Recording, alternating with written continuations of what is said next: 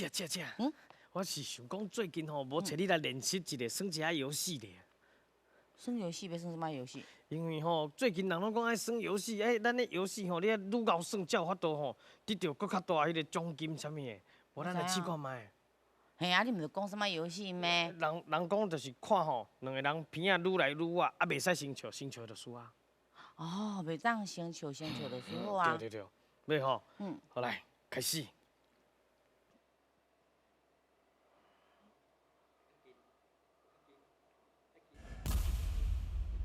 请问下底下倒一个华语用词是对台语的迄个音发展来的？嘿，悲歌、吐槽、口疾，对台语来哦。吐槽应该是吐槽。后生的讲你啊啦。好，安尼我队长就是顺江明义啦吼，就咪吐槽。好，咱来看这里，是不是吐槽对唔对？好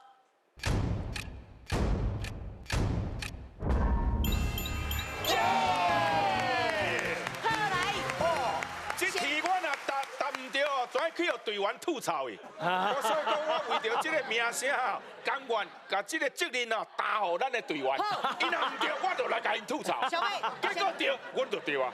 小伟先加吐槽。是，加8000块咯，唔免吐槽，唔免。来，老师，咱解释一下。先解释这个吐槽，这个吐的动作就是安尼。哦，当时嘛是讲安尼小看，这个叫做拉啦。啊，不过你也总讲甲一项物件，甲迄臭的物件，甲尿起来，还是迄个吐起来，安尼叫做吐槽。哈，所以讲人的缺点。